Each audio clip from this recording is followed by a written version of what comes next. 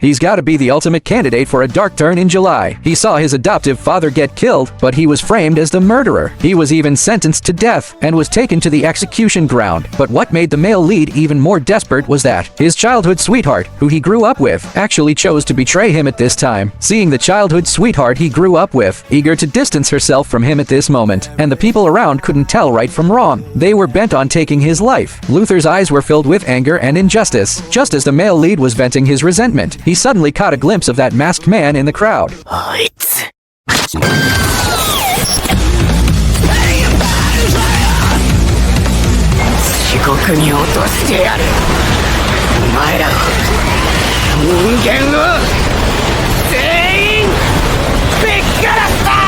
Luther's world is divided into two parts. One side is the territory of nobles and the rich. The other side is a settlement for the poor and descendants of criminals. They are separated by a high wall, so the phenomenon of prejudice is also very prominent here. Next to the slum is a bottomless cliff. This is a dumping ground for waste. Not only garbage is discarded here, criminals also receive the death penalty here. The locals call it the Nero execution. For the residents of the slum, this is like a warning. Do evil things, and the abyss will be your destination. The male lead lives here. His biological father was sentenced to the Nero execution for murder. At the same time, the male lead's hands have been corroded by something unknown since he was a child. He has been enduring the torture of pain, and he also has to endure the strange looks from others. This caused great psychological harm to the young male lead. The male lead was later adopted by his foster father. Only then did he grow up safely. His foster father also gave him a pair of gloves that can relieve the pain. To repay this kindness, the male lead often does some illegal things, like going to the rich area to pick up some trash. They live too extravagantly. Things are still usable, but they just throw them away casually. To pick up this trash, the male lead almost lost his life several times. Seeing the other party draw a weapon and fire, Luther could only dodge by moving nimbly. The male lead barely escaped this time, but when the male lead came back, he saw a masked man stabbing a sword into his foster father's body. But when he saw the male lead, the masked man didn't stop. Instead, he stabbed his foster father again.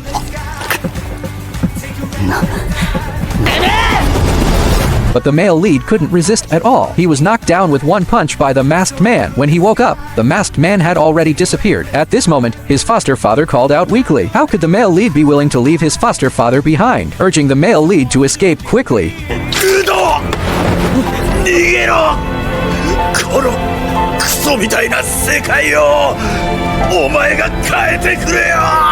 As soon as the words were spoken, his foster father had just passed away. The police arrived. Without saying a word, they knocked the male lead down with a stun gun, and they took him as the murderer. The male lead was also resentful. The police didn't let him defend himself because his body was covered in blood. Then, the police didn't question him. They directly escorted the male lead to the execution ground, preparing to carry out the Nero execution on him. No one in the onlookers stood up to speak for him. In their eyes, someone like him, the son of a murderer, should have been thrown into the trash a long time ago. It was as if the heavens also felt the male lead's anger. The male lead who fell into the abyss was still alive. When he woke up, I actually survived. Lying on a garbage dump, he was surrounded by endless garbage dumps. The male lead hadn't reacted yet. The garbage dump next to him suddenly shook violently. Then, a huge monster emerged from it.